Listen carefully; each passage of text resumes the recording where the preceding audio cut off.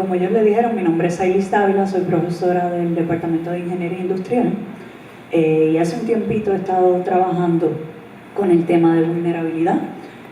Comenzó a través de una colaboración con la Red Sísmica y a través del programa SIGRANT, pues entonces tuvimos oportunidad de explorar otras áreas relacionadas al tema de inundaciones. Y pensé que lo más pertinente para hablar el día de hoy de ese proyecto posiblemente era el área relacionada a capacidad de adaptación a inundaciones. Así que esta es la razón, ¿verdad?, por la que estamos aquí todos hoy.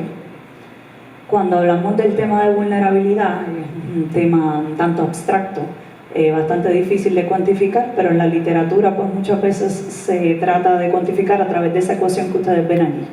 Una parte que mide qué activos están en peligro, y cuando se habla de activos pueden ser personas, pueden ser recursos económicos, pueden ser infraestructura.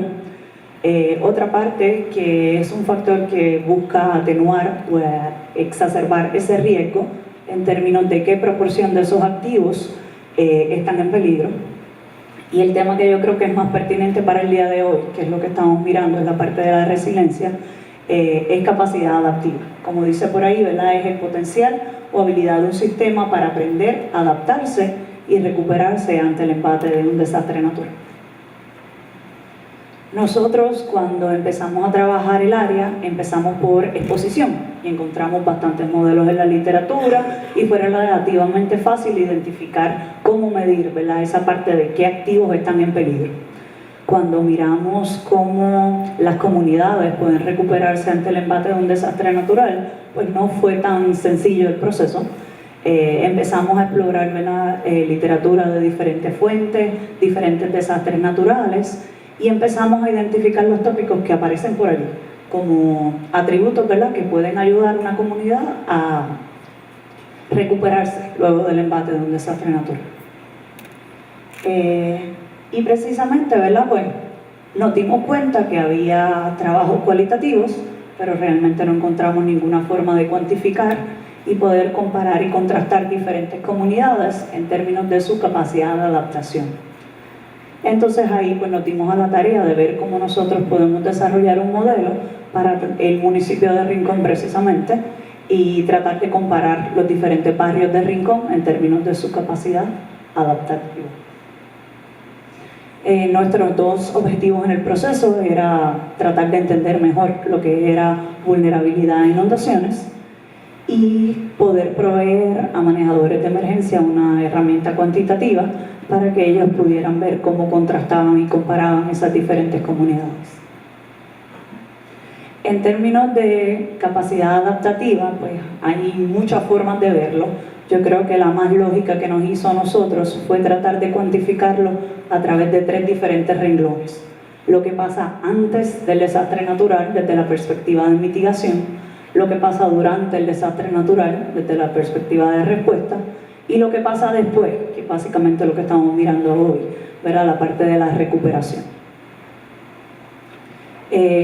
Como bien dije, trabajamos la identificación de atributos, desarrollamos un modelo conceptual, después nos tiramos al municipio de Rincón a recopilar datos y finalmente se estableció ese modelo. El modelo está bien preliminar, apenas terminamos de trabajar los datos la semana pasada, no está validado, pero pues les muestro mientras tanto lo que tenemos al momento. Esto fue lo que nosotros pensábamos, ¿verdad?, que de acuerdo a la literatura, cómo se podía cuantificar lo que era capacidad adaptativa. Si se fijan en la parte de recuperación, que es lo más pertinente el día de hoy, vemos que muchos de los aspectos son relacionados a recursos económicos. El ingreso de la vivienda, otras fuentes de ingreso como acceso a fondos a través de familiares o amigos, ahorros, cobertura de seguros. Ahí nosotros entendíamos que la edad, tener una propiedad o no, cómo ellos percibían, ¿verdad?, que podían recuperarse de ese embate y la dependencia de fondos de ayuda a nivel de gobierno. Muy interesante, ¿verdad? Nosotros pusimos ahí unos signos que nosotros decíamos esto debería aumentar esa dimensión, estos deberían disminuir esa dimensión. En la realidad, cuando empezamos a hacer el análisis, cuando empezamos a hablar con la gente, cuando empezamos a trabajar esos datos nos dimos cuenta que había un montón de errores en esa presunción, y algunas variables que nosotros creíamos que eran de recuperación realmente eran de mitigación y así por el estilo, y nos dimos cuenta que los signos inclusive estaban bien diferentes en algunos aspectos. El cuestionario, posiblemente algunos de ustedes nos colaboraron llenándolo y se lo agradezco en el alma, era un tanto extenso porque estábamos tratando de trabajar como 3 diferentes proyectitos en un solo instrumento. Abarcaba, ¿verdad?, preguntas para tratar de medir esas diferentes áreas de mitigación, respuesta y recuperación, y como teníamos 2 proyectos paralelos, teníamos una parte de inundaciones y otra parte de tsunamis. Nos dimos cuenta, ¿verdad?, que ese modelo estaba bastante complejo, que posiblemente podía reducirse, sobre todo cuando nos fuimos a la calle y vimos que muchas respuestas eran bastante parecidas dependiendo de ciertos aspectos, y entonces nos dimos a la tarea de hacer un análisis estadístico para tratar de simplificar, ¿verdad?, las variables en cada una de las partes de mitigación, respuesta y recuperación. Después de eso, pues nosotros nos dimos a la tarea de, sabemos que tenemos estos atributos, no necesariamente todos tienen la misma relevancia, y entonces ahí fuimos nuevamente, a través de algunos de ustedes, investigadores y mayormente manejadores de emergencia, a hacer encuestas para que ellos nos dijeran cómo comparaban, ¿verdad?, algunas de estas variables versus otras. Finalmente, esto es como terminó viéndose el modelo. Si ustedes se fijan, la parte de recuperación, irónicamente, había una variable que no estaba originalmente, que era la parte de escolaridad, y había mayormente lo que teníamos de recursos económicos, efectivamente fue lo que pareció ser relevante. Muchas de las respuestas en el área de recuperación siempre estaban relacionadas a si la persona tenía recursos económicos o no, y la capacidad de cuán bien o cuán mal podía recuperarse de esos desastres naturales, siempre ellos la percibían en términos de si tenían el dinero o no para poder sobrellevar esas pérdidas. La gráfica que ven al final, a esquina inferior derecha, es cómo los manejadores de emergencia, ¿verdad?, nos ayudaron a identificar la relevancia de una variable a otra. Si se fijan, aspectos económicos fue bastante alta, ingresos a nivel de vivienda y la percepción de riesgo. En términos de la muestra, pues nosotros tratamos de, ¿verdad?, de que fuera lo más estratificada posible. Teníamos representación de todos los grupos de edad, los diferentes barrios. Pues había barrios que finalmente quedaron fuera del análisis porque no tenían zona de inundación envuelta. Así que hay unos barrios que tienen pobre representación, pero pues no nos preocupamos tantísimo desde la perspectiva que ellos no entraban en las zonas de inundación. Más o menos, ¿verdad?, así es como se ve el modelo. Como les dije, bien preliminar, todavía no hemos podido trabajar la validación. Podemos ver cómo comparan, en este caso, ¿verdad?, mientras más verde, mejor están en términos de capacidad de adaptación, mientras más rojito, pues entonces más pobre está la capacidad de adaptación a desastres naturales.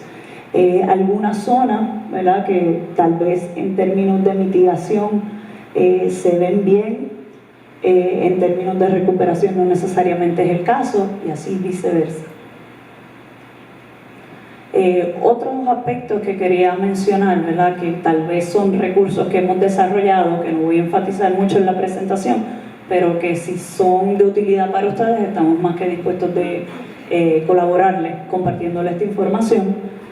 Aquí hay un trabajo que hicieron unos estudiantes graduados del Departamento de Estadística. Ellos miraron, ¿verdad?, diferentes aspectos de esta encuesta de capacidad adaptativa y vieron ciertos patrones interesantes. Por ejemplo, escolaridad tenía mucha relación con la percepción de riesgo de las personas, pero contrario a lo que uno pensaría, que tal vez baja escolaridad implicaría pobre percepción de riesgo, pues vemos aquí en la gráfica, aunque no se puede ver muy claro, todo lo opuesto. En el medio, la grafiquita violetita que ustedes ven allí, las barritas que más bajitas están son personas que corresponden a nivel de doctorado. Su percepción de riesgo ante desastres naturales es bien baja. Sin embargo, la más alta que está son personas con nivel de educación por debajo de escuela superior. Y en ese caso, ¿verdad?, su percepción de riesgo era muchísimo más alto. Otro aspecto, ¿verdad?, que me parece interesante aquí desde la perspectiva de recuperación, de donde ellos percibían que vendrían los recursos necesarios para sobrellevar las pérdidas, está la parte de la ayuda del gobierno.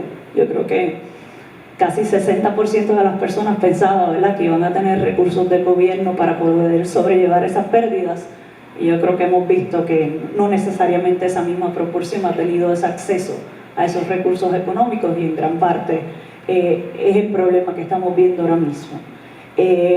La preparación de riesgo, que es la grafiquita que aparece aquí en colores más o menos a mano izquierda, a ellos se les preguntaba en una escala del 1 al 10 cómo ellos percibían que estaban preparados ante el embate de un desastre natural, y básicamente la gran mayoría de los barrios está en 5 o por debajo de 5, o sea que la mayoría de las personas reconocía que ellos no se estaban preparando como meritaba, ¿verdad?, ante el potencial embate de un desastre natural.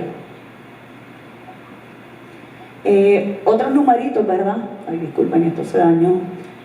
Otras cosas que hemos estado desarrollando es un inventario georreferenciado de infraestructura en Rincón, así que si eso es algo que a ustedes pudiera ayudarles, con gusto le podríamos compartir.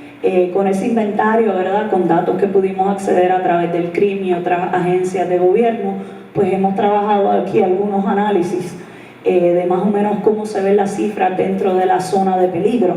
En este caso, cuando hablamos zona de peligro, estoy mirando en estos datos en particular el máximo de los máximos. Estamos viendo inundación FEMA, lo que era antes de María, inundación por categoría 5 por huracán, y también entonces inundación por el contexto de tsunami. En ese máximo de máximo, pues aquí es más o menos como se ve.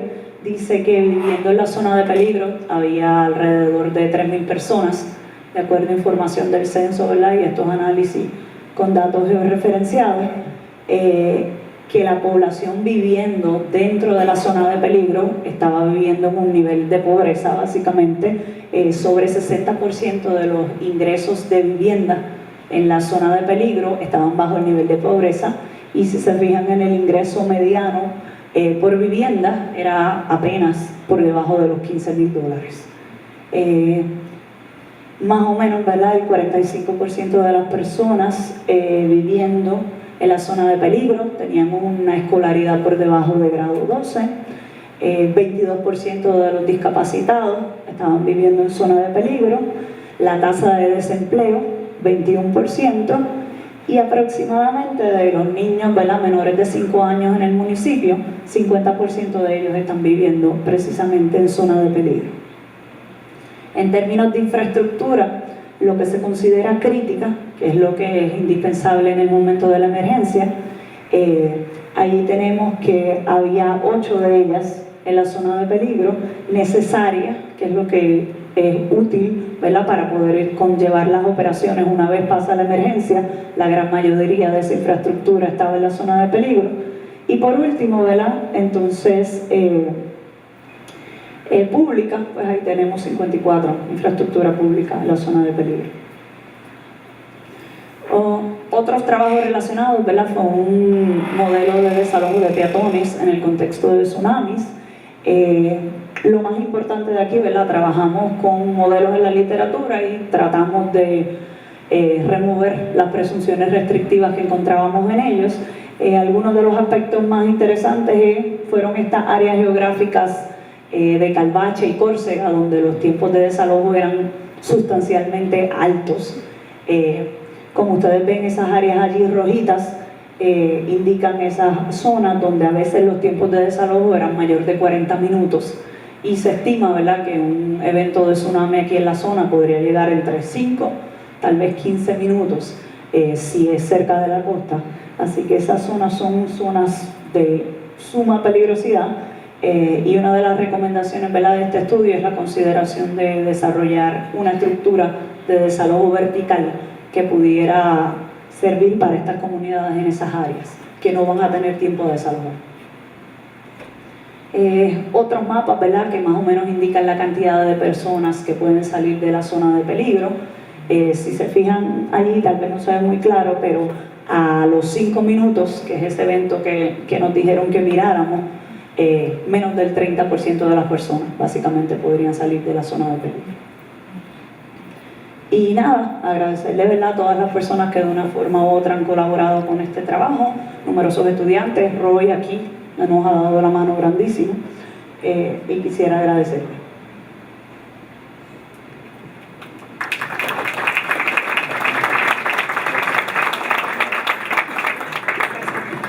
Gracias a la doctora Sailis Dávila por su presentación.